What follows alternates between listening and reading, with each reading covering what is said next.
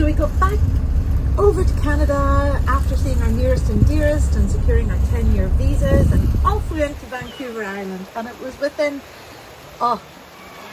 minutes that I ended up in the river in seventh heaven with all these folk helping me to do my best to catch my first salmon.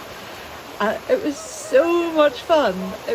And I'm going to absolutely bore you a bit at the start of this.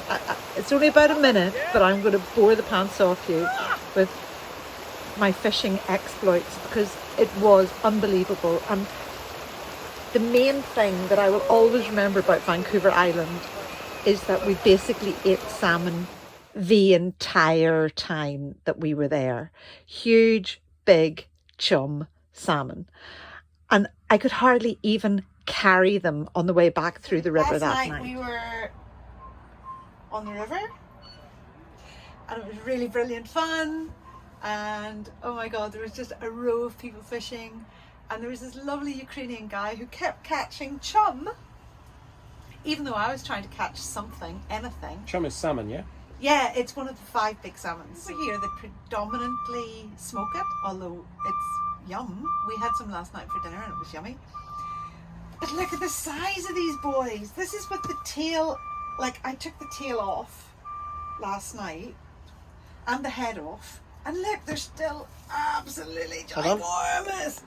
Okay, so you can see it's about to spawn, but this is one of the males, not one of the females. So, and the mate is still beautifully pink. So look how much I've got so far. So this is lots of little, these are just little tiny fillets that I'm doing. Just like little lunchtime fillets. And over here behind you, although it's a bit hacked, but this is what I'm going to make the steaks out of. So we've got, oh my god, look, so much. I think we're going to start gifting some of the salmon today because we've got more than we need. Anyhow, salmon fishing in Vancouver Island. Don't you just love it? Yeah. So one of the times while Geraldine was fishing, I received a recommendation from a local. Go and visit Ripple Rock, he said. So we took a walk through the forest and this is what we found. There used to be a big underground rock there that caused several ships to come to grief. And earlier last century, they blew it up. One of the biggest explosions that was non-nuclear that had ever taken place on the planet. It was so cool. In fact, we did loads of walks when we were in Vancouver Island along the Wild Pacific Trail.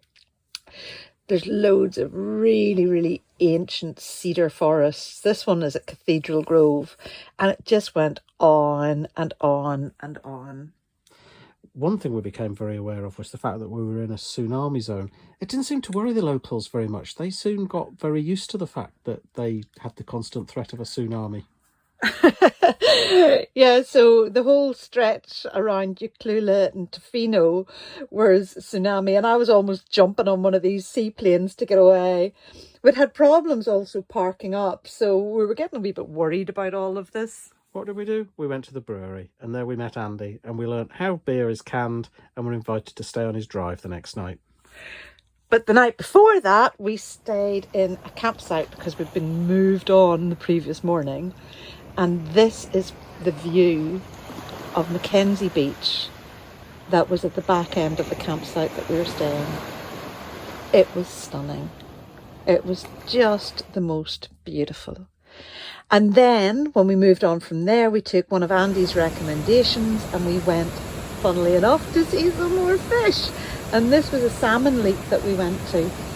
It was just, you know, it's just so cool. It's so different. You saw the lovely colours. We drove past places like grocery stores that had goats on their roof. And went to Nanaimo and tried Geraldine's hat on. And the famous Nanaimo bar. And we travelled through, look at the wee bonsai on that. Isn't that gorgeous? One place we got to park up, because it had been so dry, some of the rivers had dried out and had no water left in them. And it was one place you could safely have a fire without setting fire to any of the forest. It also gave an opportunity to drive along the riverbank. What better time to give Dolly an opportunity to show off her four-wheel drive abilities with a small river fording we had with a bank on the other side. Yeah, Dan was in his element, even though it Hardly got our tyres wet, but hey ho, on we moved on to the Butchered Gardens, which are very famous, and my mum had been to and had recommended that we went to. So even in fall, it was gorgeous. We finished off in Victoria, which is the capital of BC, home of traffic cones, nice architecture, and had a last supper of poutine. And then we headed back to the States, and that's where we are, where we'll pick you up next.